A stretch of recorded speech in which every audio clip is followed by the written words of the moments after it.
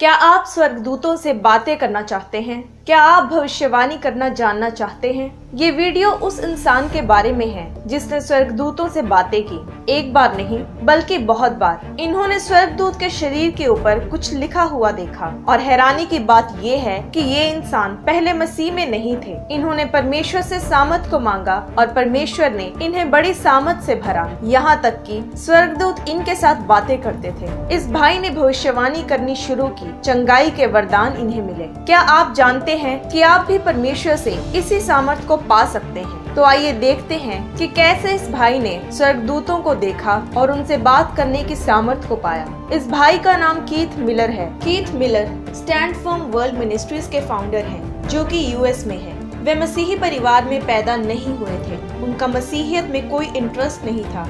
उनकी पत्नी बहुत बीमार थी। उन्हें ऐसी बीमारी थी जिसका कोई इलाज नहीं था। एक दिन उनकी पत्नी की तबीयत बहुत ज्यादा खराब हो गई और वह डॉक्टर के पास गई थी। उस वक्त कीथ अपने घर वापस जा रहे थे और कार ड्राइव करते वक्त वे एकदम से प्रार्थना करने लगे। हालांकि उन्हें ये भी नहीं पता था कि प्रार्थना कैसे करते हैं या फिर वह प्रार्थना क्यों कर रहे हैं। उन्होंने बस इतना ही कहा कि हे प्रभु, मेरी पत्नी को चंगा कर दे। और उसी वक्त उन्हें आवाज आई कि ठीक है, मैं चंगा कर दूंगा। ये आवाज सुनकर उन्हें हैरानी हुई कि उन्हें ये आवाज कहाँ से आई है। उन्होंने उसी वक्त गाड़ी रोकी, गाड़ी से उतरकर आसपास देखा और गाड़ी की पिछली सीट भी चेक की कि क्या कोई उनकी गाड़ी के पीछे तो नहीं बैठा, पर वहाँ कोई नहीं था। वे डरते हुए वापस गाड़ी में बैठ गए और फिर से उन्हें ये आवाज आई कि पर तेरी बाकी की जिंदगी में मैं कहाँ हूँ। उस समय कीथ अपनी जिंदगी पर विचार करने लगे कि वे कितने दुखी और खाली थे और वे उस वक्त ऊंची ऊंची रोने लगे जैसा वे कभी नहीं रोए थे। वे घर वापस पहुंचने तक पूरे रास्ते में रोते रहे। घर पहुंचकर उन्होंने अपनी पत्नी को फोन किया। वह उस समय पहले ही डॉक्टर के पास ट्रीटमेंट के लिए गई हुई थी।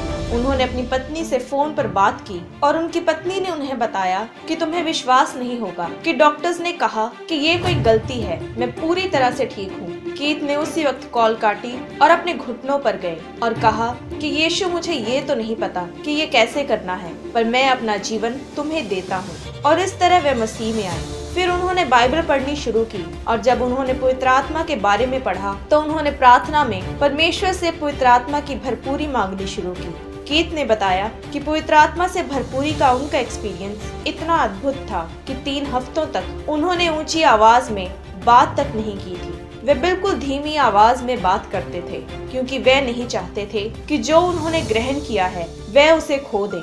उसके बाद उन्हें पवित्र आत्मा की ओर से कई दर्शन होते थे, जिनमें से एक दर्शन जो उन्हें लगातार होता था वह ये कि वे बीमारों पर प्रार्थना कर रहे हैं। ये उन दिनों की बात थी जब वे मसीह में नए थे। फिर कई साल बीत गए और उन्हें वह दर्शन नहीं आया। फिर 1994 में एक दिन जब वे टीवी देख रहे थे तो उसमें एक परमेश्वर के दास के प्रार्थना करने पर एक व्हीलचेयर पर बैठा बच्चा उठ खड़ा हुआ और चलने लगा। और ये देखकर कीथ रोने लगे और कहने लगे कि परमेश्वर, यही मुझे चाहिए। फिर उसके बाद वे एक चर्च में गए और वे चर्च में लास्ट रो में बैठे थे। उस दिन उन्होंने परमेश्वर के आगे प्रार्थना की कि परमेश्वर, आज मैं इम्पार्टेशन के लिए यहाँ आया हूँ। मुझे तेरा अभिषेक चाहिए। मैं तंग आ चुका हूँ लोगों को देखकर कि वे जिस हालत में चर्च में आते हैं उसी हालत में वापस चले जाते हैं। कि परमेश्वर, ये बदलने की जरूरत है। जिस सामर्थ का तूने हमें प्रेरितों के काम 1 अध्याय की 8 आयत में वायदा किया है, मुझे वही सामर्थ चाहिए। कि परंतु जब पवित्र आत्मा तुम पर आएगा तब तुम सामर्थ पाओगे और यरूशलेम और सारे यहूदिया और सामरिया में और पृथ्वी की छोर तक मेरे गवाह होगे। उसी वक्त किसी ने उनकी गर्दन के पिछले हिस्से को छुआ। उन्होंने पीछे मुड़कर देखा तो उनके पीछे कोई नहीं था क्योंकि वे आखिरी रो में बैठे थे। तो उन्होंने उसी वक्त अपनी आंखें बंद की और उन्हें महसूस हुआ जैसे कि तेल उनके शरीर पर बहाया जा रहा है और वे जान गए कि परमेश्वर ने उन्हें पवित्र आत्मा से अभिषेक कर दिया है। उस अभिषेक के बाद कीथ के जीवन में सब कुछ बदल गया। उन्हें अलग ही लेवल के स्वर्गीय दर्शन हुए। वे हमेशा स्वर्गीय चीजों के भूखे रहते थे। एक दिन वे एक प्रार्थना सभा में थे और वर्शिप के दौरान उन्हें दर्शन में एक बहुत बड़ा और महान स्वर्गदूत दिखाई दिया। उन्हें ऐसा दर्शन पहले कभी नहीं हुआ था और वे सोचने लगे कि ये क्या हो रहा है। उस वक्त स्वर्गदूत ने उनसे कहा कि अपना मुंह खोल, और स्वर्गदूत ने एक किताब उनकी तरफ फेंकी और कीथ ने वह किताब खा ली।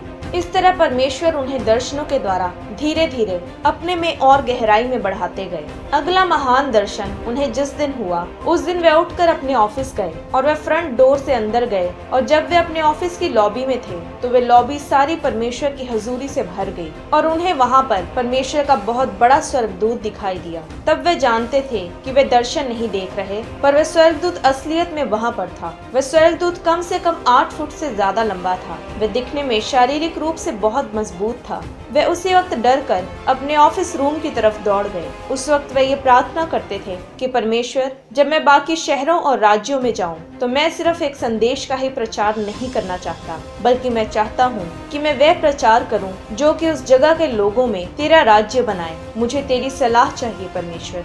उस दिन जब स्वर्गदूत को देखकर वे अपने ऑफिस में दौड़े तो परमेश्वर जैसे स्वर्ग में स्क्रीन्स को खोलने लगे और कीथ को वह सब कुछ नजर आने लगा। और परमेश्वर ने उनसे कहा कि अब से तुम्हें मेरी सलाह मिलेगी। और उन्होंने पवित्र आत्मा से उस दूत के बारे में पूछा जो उन्होंने अपने ऑफिस की लॉबी में देखा था। तो पवित्र आत्मा ने उन्हें बताया कि तुम्हें वह देखने की जरूरत है, क्योंकि उसके हर कंधे और टांग पर नाम लिखे हुए हैं। वे उसी वक्त कमरे से बाहर दौड़े ये देखने को कि क्या वह स्वर्गदूत अभी भी वहीं पर है। वह स्वर्गदूत वहीं पर था। तो उन्होंने जब देखा तो उस पर जो शब्द लिखे थे वे थे सामर्थ, महानता, राज्य और प्रभुत्व। जैसे ही कीथ ने वे नाम पढ़े तो वह स्वर्गदूत वहां से चला गया। पर वे ये जान गए थे कि अब परमेश्वर चाहता है कि वे परमेश्वर की सामर्थ और महानता के बारे में पढ़ें, यानी राज्य और प्रभुत्व को वे अपनी सामर्थ और अपनी महानता से नहीं देख सकते थे।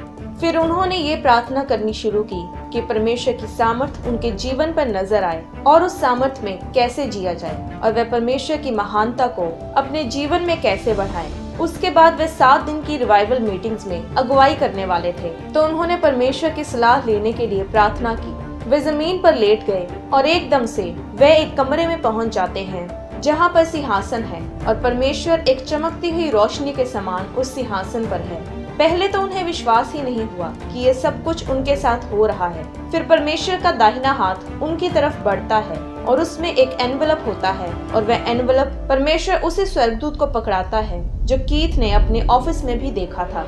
उन्होंने उस स्वर्गदूत को तीसरी बार देखा, और उस स्वर्गदूत ने वह एनवलप जो परमेश्वर ने उसे दिया था उसे कीथ को पकड़ा दिया। और जब उन्होंने वह एनवलप खोला तो उसमें कोई लेटर नहीं था, पर वह भी जीवित था, और उसमें बाइबल के 2 वचन थे। पहला, प्रकाशित वाक्य 4 अध्याय की 5 आयत कि उस सिंहासन में से बिजलियां और गर्जन निकलते हैं, और सिंहासन के सामने आग के 7 दीपक जल रहे हैं। ये परमेश्वर की 7 आत्माएं हैं। दूसरा वचन था यशाया अध्याय 11 की 2 आयत, जिसमें लिखा है कि यहोवा की आत्मा बुद्धि और समझ की आत्मा, युक्ति और पराक्रम की आत्मा और ज्ञान और यहोवा के भय की आत्मा उस पर ठहरी रहेगी। कीथ को इसका मतलब तो समझ नहीं आया, पर उन्हें ये जरूर पता था कि उनके आने वाले 7 दिन की प्रार्थना सभाएं महान होने वाली हैं। और उन प्रार्थना सभाओं में उन्होंने बताया कि उन्हें पवित्र आत्मा के द्वारा लोगों के नाम बताए जा रहे थे कि वे उनके बारे में भविष्यवाणी करें। लोगों की पीठ पर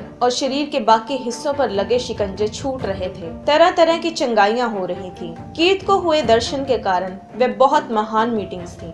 उन मीटिंग्स के बाद उन्होंने उन वचनों को स्टडी करना शुरू किया जो परमेश्वर ने उस एनवेलप में दिए थे, और उससे उन्होंने पवित्र आत्मा के 7 फ्लोज को स्टडी करना शुरू किया। और जैसे वे प्रार्थना में पूछते थे कि यीशु मसीह पवित्र आत्मा को इतना ज्यादा कैसे जानते हैं, इसका उत्तर उन्हें प्रकाशित वाक्य 3 अध्याय की 1 आयत में लिखा मिला कि जिसके पास परमेश्वर की 7 आत्माएं हैं, यानी वह यीशु मसीह है जिसके पास परमेश्वर की 7 आत्माएं हैं। हर एक विश्वासी जो पवित्र आत्मा से भरा है उसे पवित्र आत्मा के इन 7 बहावों को समझना बहुत जरूरी है, क्योंकि पवित्र बाइबल यूहन्ना 7 में लिखा है कि जो मुझ पर विश्वास करेगा, जैसा पवित्र शास्त्र में आया है, उसके हृदय में से जीवन के जल की नदियां बह निकलेंगी। ये वही नदियां थी जिनके बारे में पौलुस प्रेरित ने इफिसियों 1 अध्याय की 17 आयत में लिखा है कि परमेश्वर तुम्हें अपनी पहचान में ज्ञान और प्रकाश का आत्मा दे। यानी ये सभी नदियां जो पवित्र आत्मा की हैं, वे अलग अलग हैं। इनका आपके जीवन में बहाव बहुत जरूरी है। फिर कीथ एक बार पहाड़ी एरिया में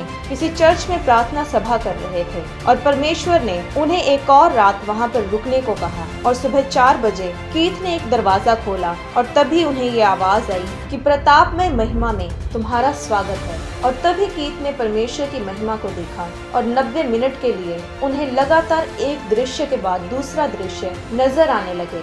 वहाँ उन्होंने स्वर्गदूतों की मंडलियों को देखा, ऐसी महान चीजें देखी जो शब्दों में बयान नहीं की जा सकती। उन्होंने 4 रोशनियों को गुजरते हुए देखा, जो कि उन्होंने बताया कि जैसा यहेजकेल 1 अध्याय में भी बताया गया है कि वे सराफीन थे जो चमकती बिजली के समान थे और वे लगातार उन दृश्यों को देखते रहे। आज प्रभु यीशु मसीह के लहू बहाए जाने के कारण यही सामर्थ हमारे लिए भी उपलब्ध है। दूसरा पत्रस 1 अध्याय की 17 आयत में बताया गया है कि जब उन्होंने पवित्र पहाड़ पर परमेश्वर की आवाज सुनी थी तो वह प्रतापमय आवाज थी। लिखा है कि उस प्रताप में महिमा में से ये वाणी आई कि ये मेरा प्रिय पुत्र है जिससे मैं प्रसन्न हूँ। भजन संहिता 145 की 5 आयत में लिखा है कि मैं तेरे ऐश्वर्य की महिमा के प्रताप पर ध्यान करूंगा। इसका मतलब है अपने मन को, अपने दिल को इस पर लगाना, उसी को सोचना, उसी को खाना, यानी महिमा के प्रताप पर अपना सारा ध्यान लगाना, क्योंकि वह महिमा के प्रताप को आप पर रिलीज करना चाहता है। क्योंकि परमेश्वर इंसान की शक्ल देखकर उसे आशीष नहीं देता। अगर आप परमेश्वर की मर्जी को अपने जीवन में पूरा करते हैं तो आप भी वही अभिषेक ग्रहण कर सकते हैं जो कीथ के जीवन पर है। जैसे परमेश्वर ने उन्हें अभिषेक दिया, आप भी परमेश्वर से मांगकर उसकी हजूरी में बढ़ते हुए उसके अभिषेक को ग्रहण कर सकते हैं। बाइबल में यीशु मसीह ने कहा है, जो प्यासे हैं वो तृप्त किए जाएंगे। अगर आप परमेश्वर के वरदान की, उसकी सामर्थ की प्यास नहीं रखते तो आप कभी भी सामर्थ ग्रहण नहीं कर सकते। पहला कुरिन्थियों 14 अध्याय की 1 आयत में लिखा है, प्रेम का अनुकरण करो और आत्मिक वरदानों की धुन में रहो, विशेष करके ये कि भविष्यवाणी करो। बाइबल साफ साफ बताती है कि आत्मिक वरदानों की धुन में रहो, आत्मिक वरदानों को पाने की इच्छा रखो, भविष्यवाणी करने की इच्छा रखो, क्योंकि जो इच्छा रखेंगे वही भविष्यवाणी करेंगे और वही सामर्थ को पाएंगे। इसलिए परमेश्वर की सामर्थ को पाने की और आत्मा के वरदानों की धुन में, उन्हें पाने की इच्छा में, उनकी प्यास में बढ़ते रहो। परमेश्वर आपको आशीष दे।